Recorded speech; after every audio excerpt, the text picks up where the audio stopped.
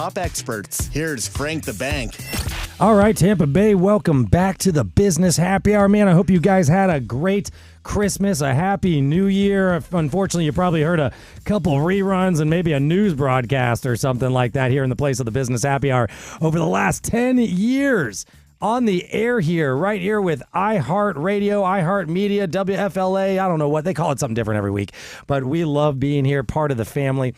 We got James Berlander as our producer in there. He's on the magic sound effects. So if something fun happens, there he goes. There's Mr. James. We have a good producer, of course. We have some exciting news to talk about the Buccaneers today. We're going to talk about the beginning of the 2025 real estate market. What is going to happen in 2025? I give a clue for you. It's already turning out good. So get ready, buckle your seatbelts. And in studio with my amazing and fun co-host, Senia Akishina. How you doing, Senia? Hello. I'm doing great. Happy New Year to everybody. Yes. So we only had 2 cameras set up today. So Rocky is getting the camera. Matter of fact, Sin, I just realized we could use my other phone and in the break, and we're going to get you on the video as well. So I can't have this only being Rocky and myself all day today. But if you guys don't know who Rocky Rochford is, he is our guest today. Rocky is a retired U.S. Navy captain and Commodore. 33 years serving our country. I want to first thank you for your service right now, Rocky. Thank you very much for that. Thank you. I appreciate it. Thank you very much. And thanks for taking your time to come on the show. I know you're a busy guy, especially after this last election debacle, maybe? Yeah, to call it a debacle is probably somewhat of an understatement. But yeah, and you know what's really sad is last Friday, this just past Friday, I was supposed to be sworn in. Oh, and then we had already programmed. We were going to take my group of folks. We were going to have dinner at Old Ebbitt Grill right next to the White House. Oh man! So it was a little bit disappointing, but that's okay. We got lots to talk about. Now, if I was you, I would have kept the reservation. I don't know. I've been there, so I know exactly what you're talking about. Yesterday, January 6th was yesterday. It just happened to be my birthday. Happy birthday! Happy birthday, Frank. Thank you, guys. So actually, it's kind of funny. This is like my first day back to work, to radio, to everything in like 2.5 weeks. It is. I don't know about you. It's hard to get back in the groove a little bit. I'll be honest. I dropped my daughter off at school. I went home and took a nap. I really did. and I woke up and it was like a whole nother day. I was like, this is amazing. So anyway, as you can see, I'm very excited today. Rocky was running for Florida Congressional District 14 versus Kathy Castor. You may have heard that name as well. We're going to get into Rocky's story. I want you guys to learn who Rocky is, if maybe you've never met him or never seen him on TV or the radio. We're going to do that here in just a little bit. But before, we've got some fun stuff. If you've been listening to the Business Happy Hour for many years, you know that Cindy and I like to do a little segment with statistics. And I know we kind of had a break, but Cindy, I'm putting you on the spot. I'm thinking maybe some stats came out while you and I were on vacation. Did anything happen? They did. We have our awaited November numbers. Oh, boy. Here it is. Yes, and they were actually, I think they were better than we were all expecting. Oh, please tell me. That's a good thing. We'll just go over our Tampa, St. Pete, Clearwater MSA, which is Hernando, Pinellas, Pasco, Hillsborough counties. Our closed sales were still a little down year over year by 4.2%. Okay. But the median sales price just took a slight little hit of 1%. Gosh. It's down 4% on the number of sales, but only a 1% decrease in sales price. Well, for October, it was 9.4. Wow. So this is good, right? It's a big improvement if you ask me. It's a big improvement, but the number that I do really like is that new pending sales were up by almost 22%. Oh, my gosh. So that's the biggest jump we've seen in months. So coming into December, hopefully some of those will be closed and we'll see where we end up with the closed sales. But I was also looking, everybody's got their predictions for 2025. Right. And I mean, I think we're expecting good things, not, oh my gosh, what a huge, change, but we're getting into a more balanced market. Mm-hmm. I think lots of good things for buyers. I agree. Prices, sure, they're softening. I don't see any sinking. You see some of those headlines where, oh my gosh, we're just going down the drain. Just not true. Just not true. But I think sellers are being more negotiable, and deals are getting worked out. And we're expecting, hopefully, buyers to get off the fence and more sellers to also enter the market. Yep. We still need that inventory. And that's, we're hoping for a good 2025. Senia, I have to tell you, I am really looking forward to 2025. I think it is going to be a completely different market. I think you and I have proverbially bit the bullet over the last 2 years in the real estate market, especially here in Central Florida. It was tough enough before those hurricanes came. Those things came and literally wiped out not only houses, but businesses and our pipeline as well. But I do feel that we are resilient in the state of Florida, especially here. Hurricanes don't faze us. We're back on our feet. The beaches are opening again. I just went down there a week ago and saw Johns Pass and what they're doing down there, and it's just a ray of sunshine. So here's my message to sellers. You better sell now, because your market is about to change, I think. I mean, I'm sorry, for buyers. I meant to say buyers, you better buy now, because your market's about to change, because when more competition gets out there, the prices are going to go up. As we can see, that the price. But what's inventory? How is inventory? Do you have anything on inventory? Has that really changed? I mean, not a whole lot from the numbers that we've had the last few months. It's definitely a lot higher than, it's been, the last couple of years. Yep. But for our Tampa MSA, the month supply is 3.6. 3.6 So it's months. up by 33.3% year over year. Mm-hmm. So yes, we That's are a huge seeing an change. increase there. Yes, but we need more. We need more inventory. So sellers, get out and sell. It's time to do it. But buyers, you better get out and buy. Any other thing you want to go over on the stats before we move into some fun and some politics?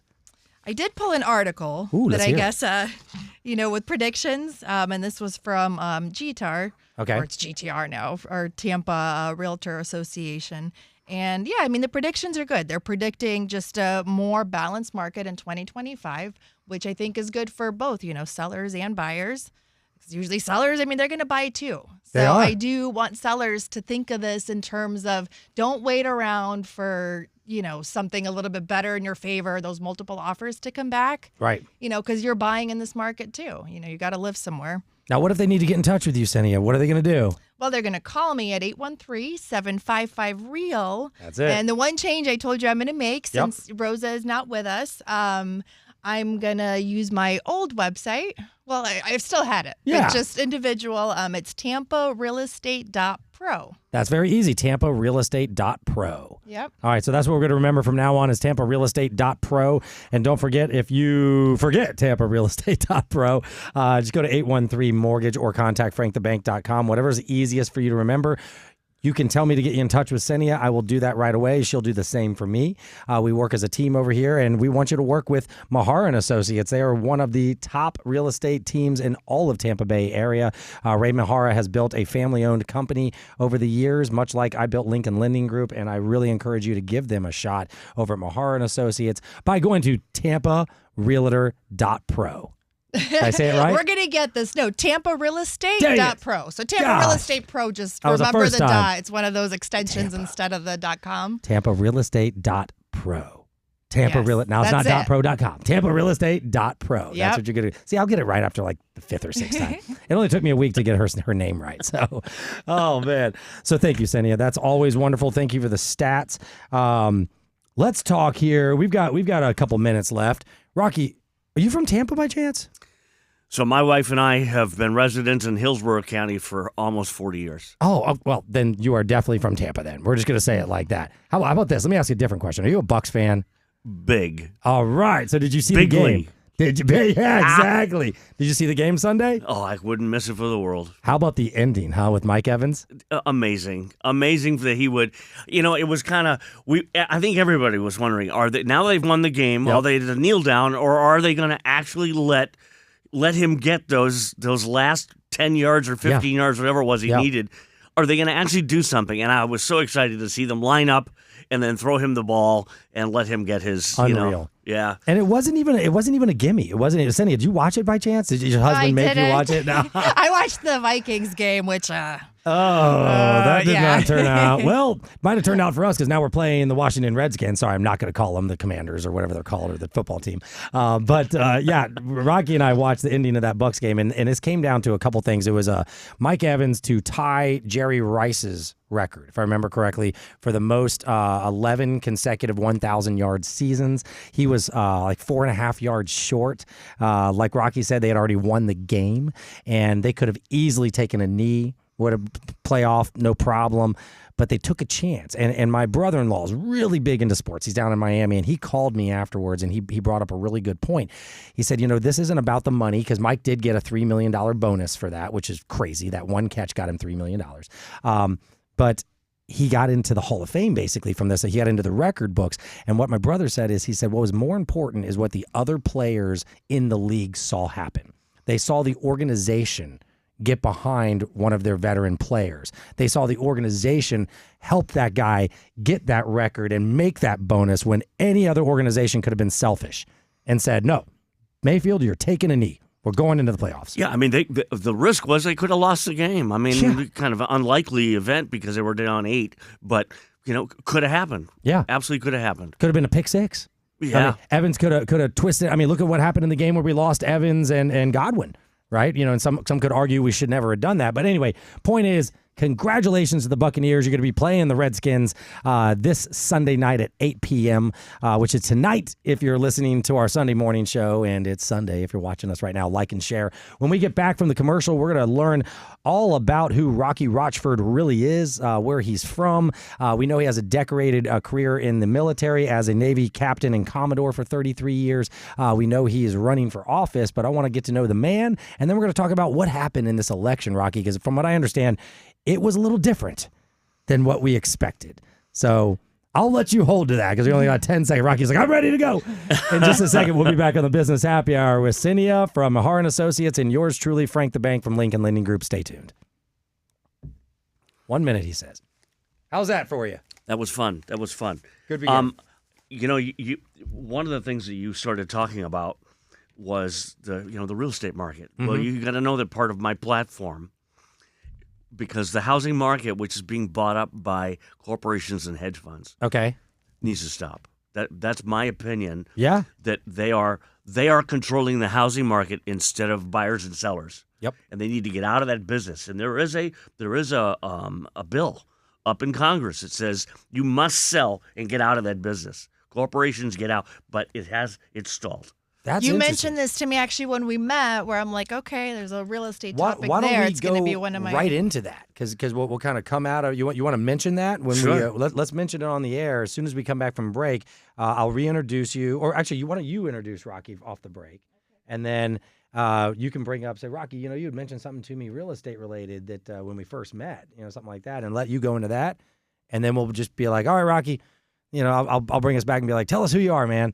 We'll take the rest of this segment to meet you and get the listeners to know you, and then the whole second half of the show will rock and roll. Sound good? All right.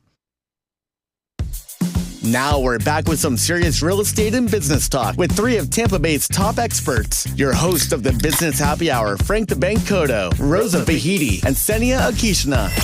Hey, Tampa Bay. Welcome back to the Business Happy Hour, your number one show for all things business and entrepreneurial. I am your host, Frank the Bank Cotto. You can find me at 813-MORTGAGE or go to contactfrankthebank.com. I love doing those reverse mortgages for people. I love doing all mortgages for people, especially when it's Mahar & Associates bringing the buyer, because I know I can trust that deal's going to close and that buyer got a great negotiated deal. If you want to talk to, I think, one of the best agents on Mahar's team, if you ask me, it's going to be my co-host, Cinia Akishna. Thanks, Frank. I know. I right? appreciate it. You can reach me at 813-755-REAL or at tamparealestate.pro. I love it. All right. I missed my cue for the introduction, but I wanted to reintroduce Mr. Rocky Rochford that's with us today. Thank you again for coming on. Thank you. Yeah, we're excited to talk to you and, get all the lowdown on the election stuff. But when we first met, you did mention something to me about, real estate and investors and things like that, which I thought was interesting. And since we're wrapping up the stats segment, I thought this would be a good time to have you reiterate on that. Well, I appreciate it, and there is a bill that's up in Congress, and it's stalled.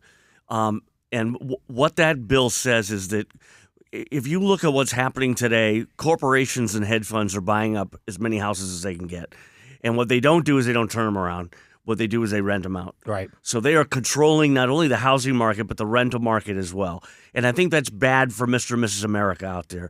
That's bad for people who are looking to be the first home buyers, that they're looking for that great deal that's out there because there aren't any. And I was watching the statistics over the last month or so about how much money you have to earn in order to buy your first house. Right.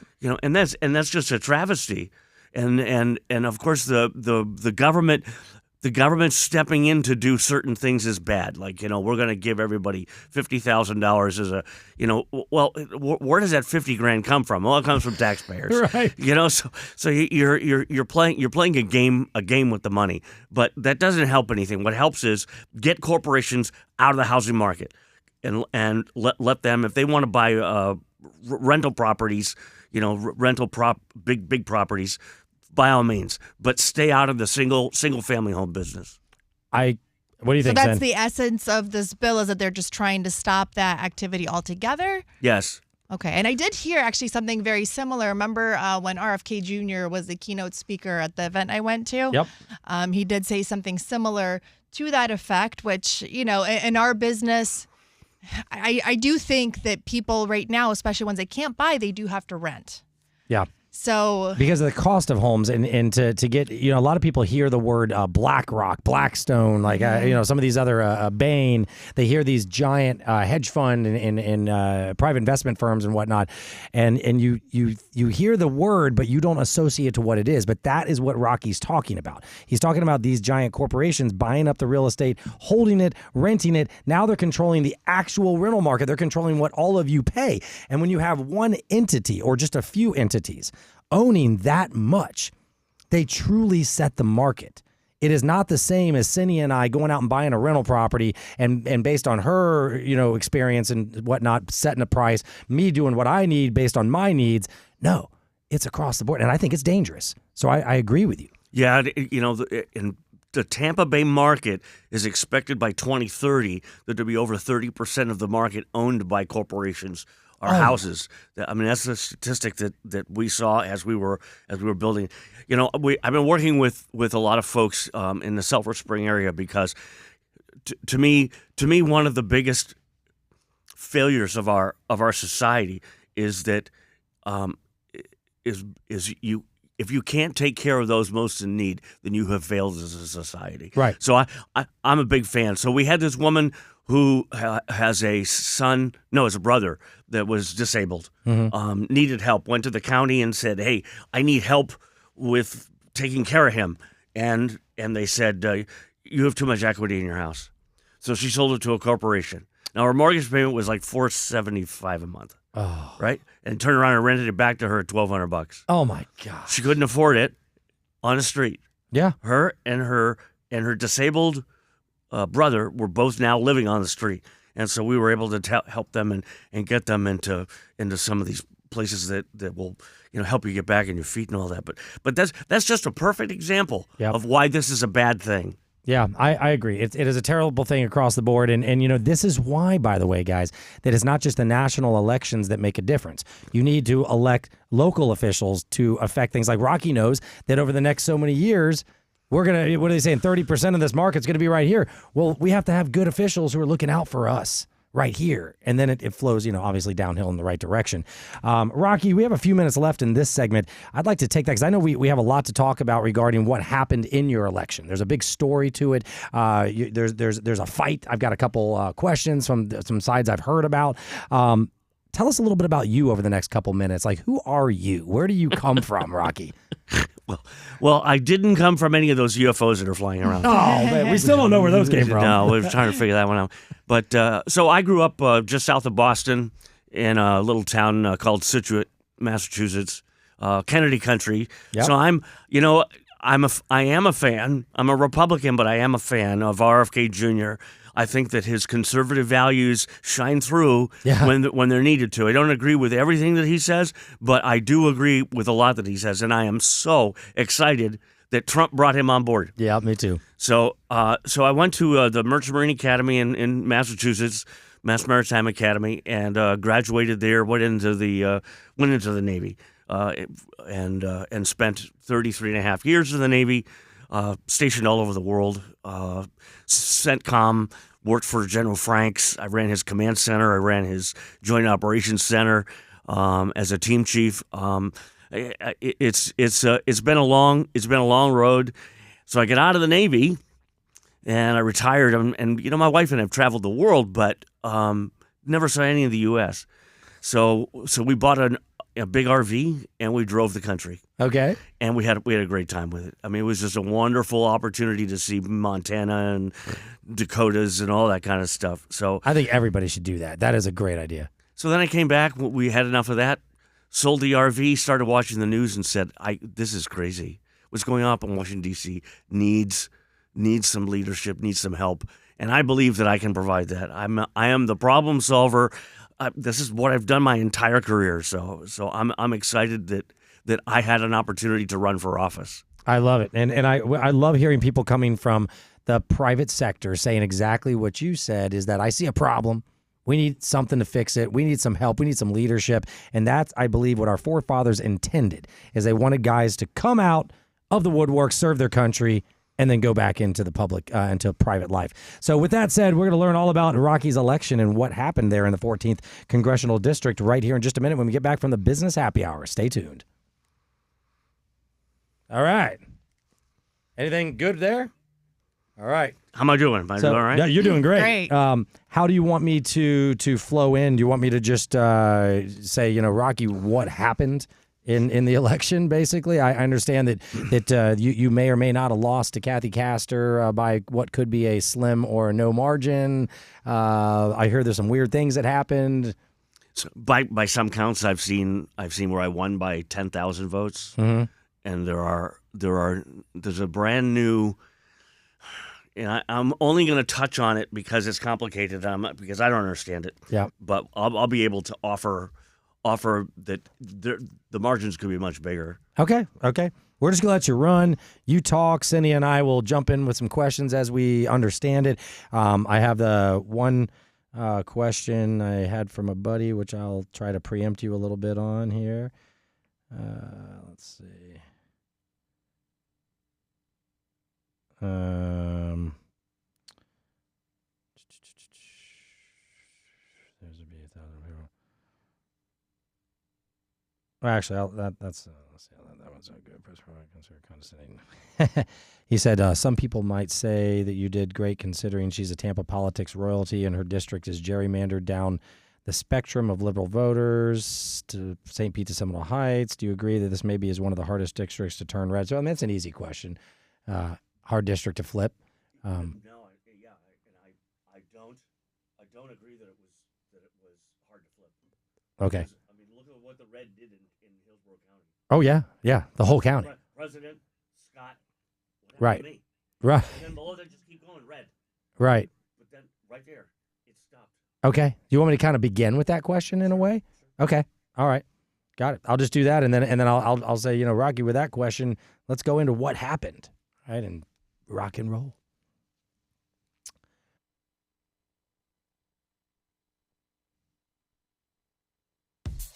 Welcome to the Business Happy Hour radio show with your host, Frank the Bank Cotto, president of Lincoln Lending Group and 813 Mortgage for 20 years right here in Tampa Bay. Joined by his incredible co-hosts, Rosa Vahidi and Senia Akishina, top producing real estate agents with Mahara and Associates. These three bring nearly 5 decades of experience in the local real estate market. If you're looking for real estate or business advice, no matter what your experience level, the Business Happy Hour team has been there for you for almost a decade right here on News Radio WFLA. Now sit back, relax, and get ready for some serious real estate and business talk with 3 of Tampa Bay's top experts. Here's Frank the Bank.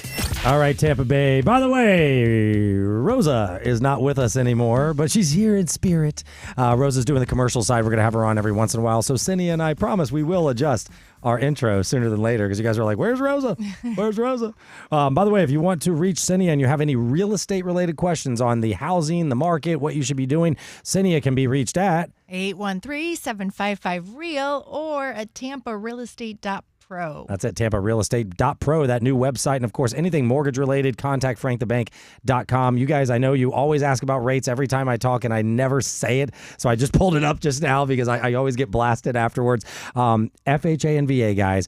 Rocky's a veteran. He qualifies for this. 5.75, guys. You can get down as low as 5.75 right now on a 30-year fixed for a veteran. If you're doing an FHA loan, we can offer you the same 5.75. And yes, your conventional rates are a little lower. You're going to be in the low sixes on conventional. So get your butt off the fence, because when these rates drop more, you're going to have more competition. I'm going to leave it at that, and we're going to go into the politics side of the show.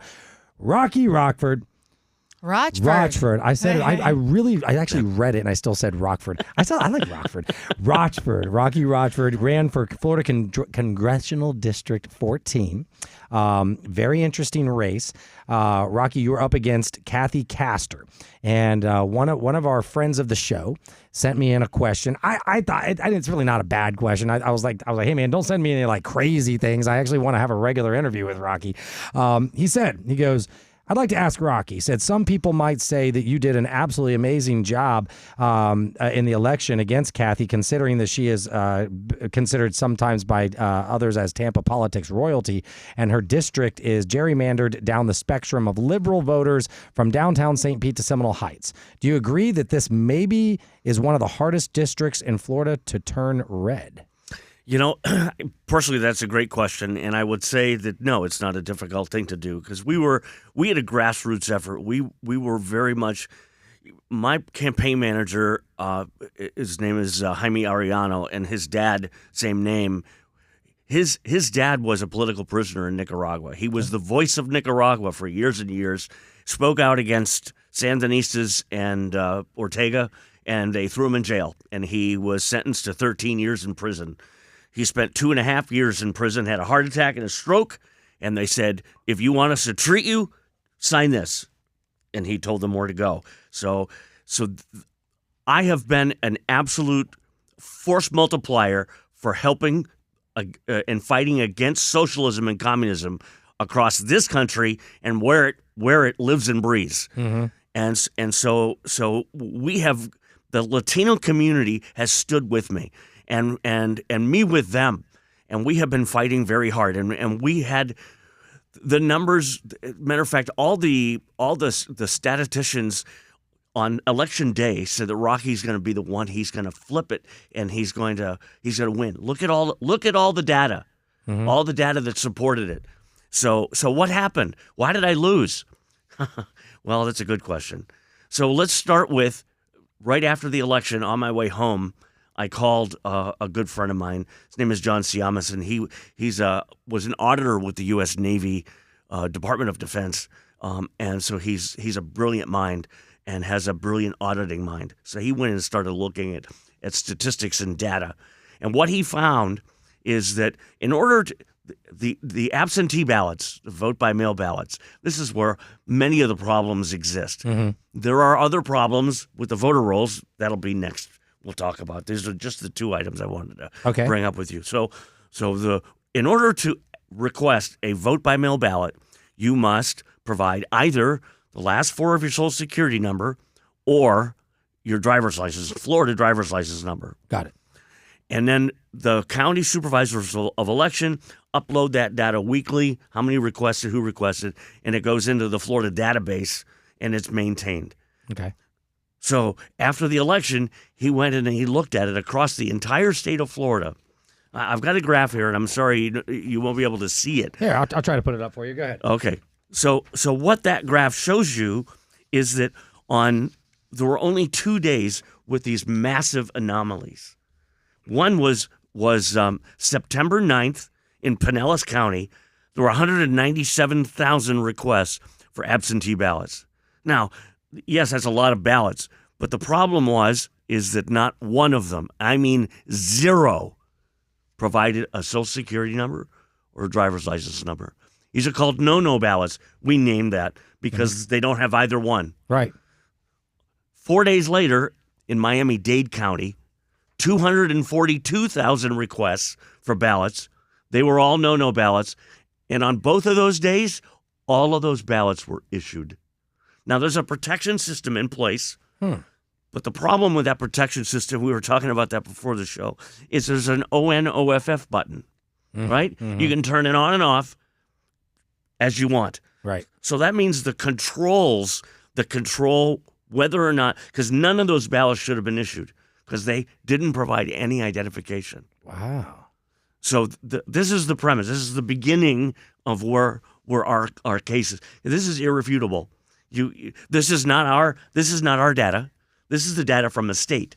We pulled this down off of their website. Actually, they gave us permission to download it, and then all we did was put it into columns.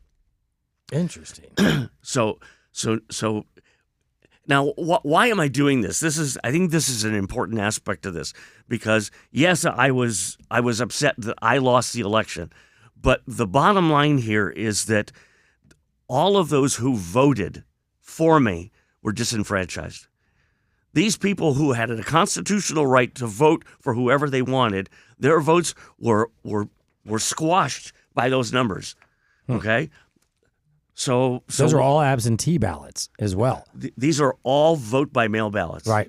Which is had a lot to do with, in the 2020 election with Trump. That's where a lot of, we believe, the fraud came from, is in these absentee ballots, and these ballots that were just handed out that ended up in boxes.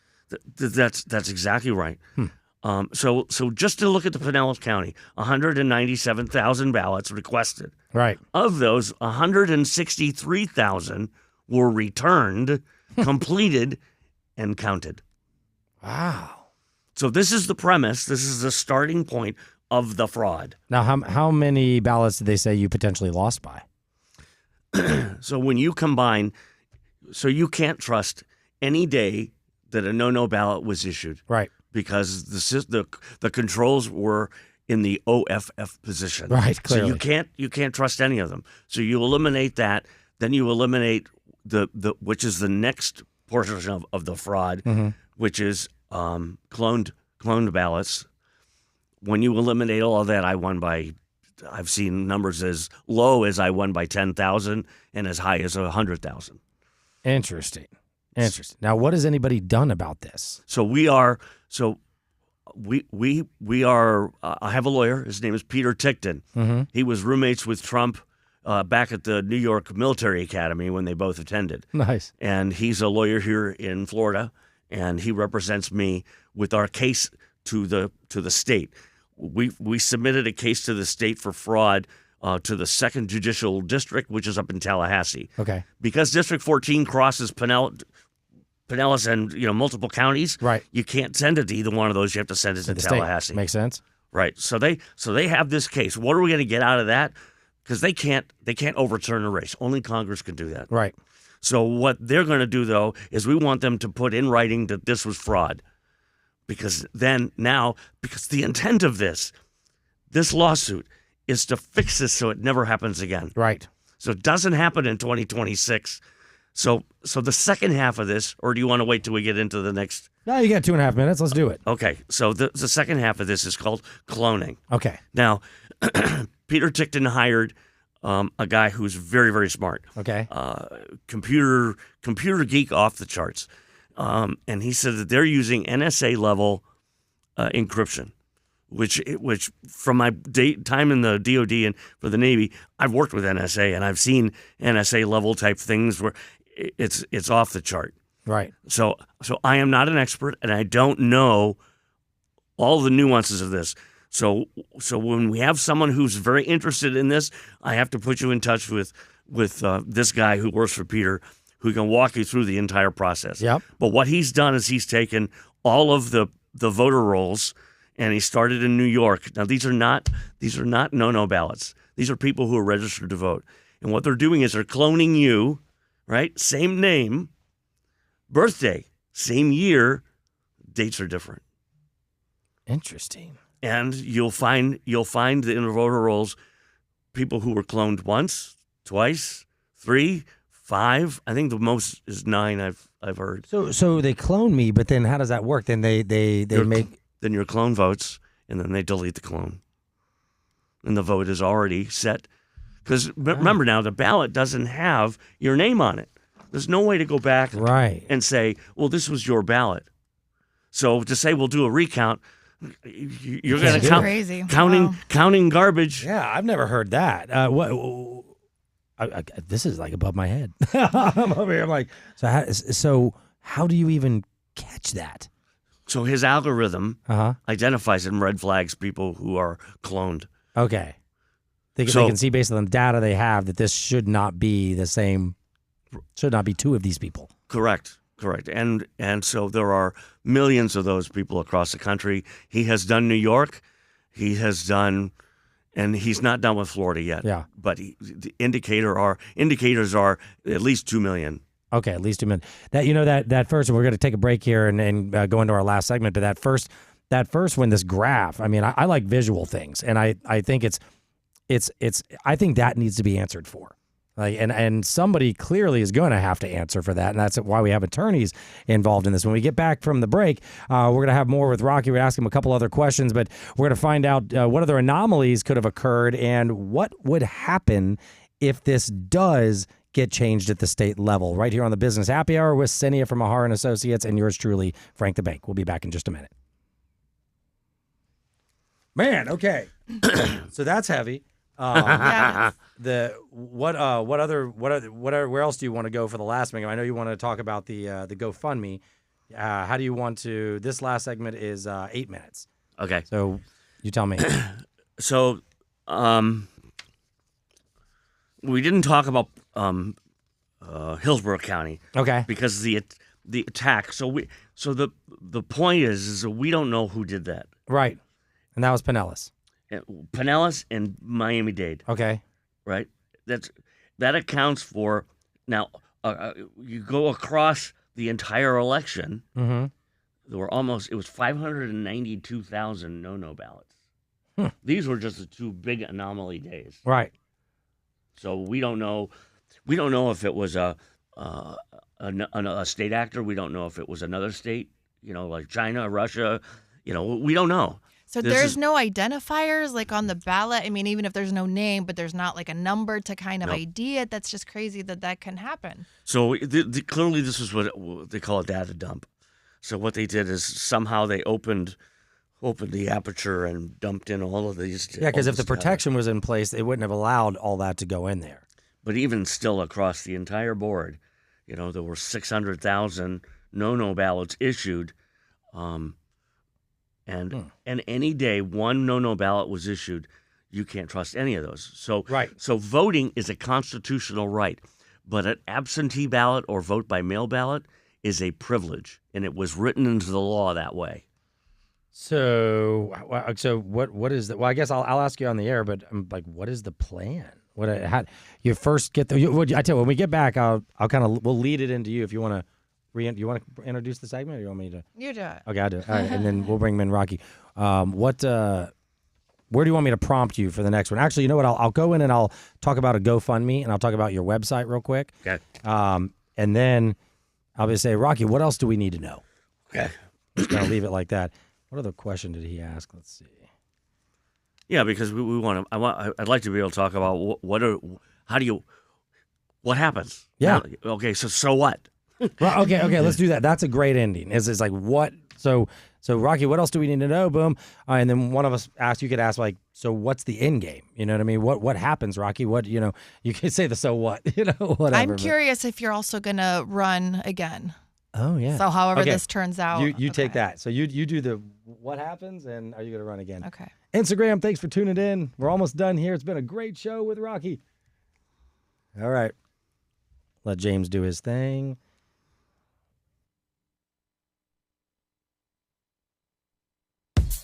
Now we're back with some serious real estate and business talk with three of Tampa Bay's top experts. Your host of the Business Happy Hour, Frank the Bank Cotto, Rosa Fahidi, and Senia Akishna. Hey, Tampa Bay, welcome back to the Business Happy Hour. I'm going to get right into it here. We've got Rocky Rochford. Could have been a possible other election interference we're talking about. I'm proud to have him in the studio. And by the way, being fair, Ms. Castor, if you'd like to come on the Business Happy Hour, you are welcome to, and we will invite you to have equal time on the show. It's so funny in politics. We do that every single time, and it literally never happens. So we'll find out if I get called out this time. But we've got Rocky on here talking about the potential election election interference. We just looked at a graph, which was very interesting about this data dump, which, you know, we I hate to say, Rocky, this is all too familiar and something that we might have seen a few years ago. But you know, one thing you mentioned is you've got your website still active. And I assume, I mean, these legal fees can't be cheap. Are you having to pay these legal fees yourself? Are we getting volunteers, or what are we doing there? Well, there's a couple of ways we're doing this. First is a foundation that has stepped up and is offering Mr. Tickton to cover some of the fees. Okay. But then there are some that will fall onto me. And then when, like this week, a couple of big things are happening. First is we have a hearing tomorrow. Okay. With the judge. It's the first hearing in this case. Oh, that'll be interesting. And then Thursday, because I know we're going to save it to the end. Yeah. But Thursday, Speaker Johnson's being briefed on this. Oh. Because Congress is the only place that can undo the election. Right. Can't be done by the governor. Can't be undone by a judge. Well, you answered the question Cindy was going to ask, but let's sorry. do it. No, Yeah. go. So, Go ahead. I mean, what is the hopeful resolution like, and how does this play out? So we want to have the judge declare fraud and order an investigation. Mm-hmm. We want the governor to step up to the plate and order, because they have, under the Florida Department of Law Enforcement, there's an election integrity and fraud department. And I called them and started to show them the information, and they went, wow. We're going to open an investigation into this.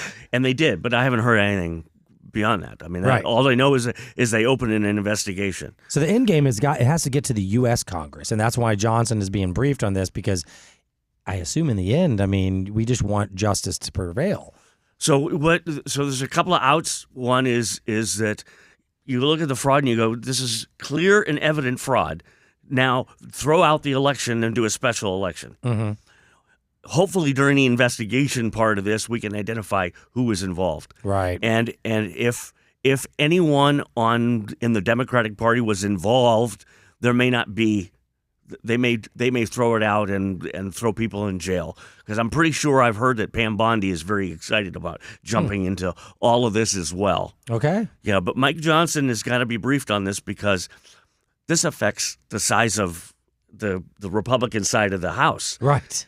You know, I mean, this is another seat. Yep. Because it's a +1, -1. So that -1 plays a big role too, especially Absolutely. because Kathy Castor leans so far left. Right. Which is a problem for us. Yeah, and I think we lost a couple of House seats this time, even though we gained in the Senate. So it's very important. There's no question. So if this does happen then, and they do overturn it, I guess, like, what would be the step then? Like, So they could say fraud existed, but that's the end of it. And now I run again, because I'm registering right now. It's in progress to run again for 2026. but you'd have to wait. So like, there's no redoing what had happened. So the first one is nothing happens. Okay. Right. And outside of the fact that I get a judgment, I may not even get a judgment again. Right. The summary judgment may not happen, but which would be ridiculous, because I mean this is self-evident. I mean it's right there. Rocky, I'm just curious. Could anything negative happen to you? Could there be sanctions against you or anything like that? Like if they say it's not right, or no, because we didn't. This is not our data. right? Got it. This is the state of Florida's data. Got it. So okay. you say, well, yeah, you can't blame me for their data. Yeah, you just took it and put it in the form of a graph. What the explanation is that the safe was unlocked and the safe door was open, and all we did was reach in and grab the document and pull it out. Okay. So we didn't have to break anything. We didn't have to do anything illegal. It's very straightforward. Got it. So that's one. Second is we get a new election. They throw out the election and say, yes, fraud was rampant, and we'll do a special election. That's another potential outcome. Another potential outcome is that fraud existed, and either the Democrats or my opponent, somewhere on her staff, something happened and someone was involved, and so they throw that out, and then I become the governor. Then gets involved and says, well, he's it. So Interesting. They send me Has that, to your knowledge, has that ever happened in our country? Have they ever thrown out an election or done one of those other two steps? Well, so I'm pretty sure that all of those have happened. Yeah. Okay. I mean, I know that right now that there's a number of folks who are making claims with the state of Florida, and the judges dismissed and sealed the documents, which is unfortunate. But they were pro se, they were representing themselves, Right. And my lawyer Peter Tickton, very unlikely that he's going to tolerate that. I love it. So I love it. So I do want to mention this before we end the show, is Rocky does have his website still up. It's Rocky4Congress.com. That's Rocky, the number 4, Congress.com. You can go there and you guys can still check out his platform. You can still donate if you would like to help the cause. I know a lot of people are very convicted one way or the other on these things, so it's a great way to go. And Rocky, you mentioned there is going to be a GoFundMe coming up as well, which I assume will be on the website. People can get to the GoFundMe? Yes, there'll be a link there, and then it will however they advertise it.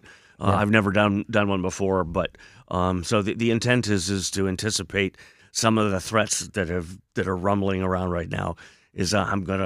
I'm gonna need to just make sure that me and my family are protected. No, I agree with you. Listen, politics alone is a dirty game, and you do need to protect your family first and foremost. So that is Rocky4Congress.com. And I know, Cynthia, you will share this with me. I'd love to have Rocky back on as this progresses, because it sounds like we just had him on in probably one of the most pivotal weeks in this whole discussion.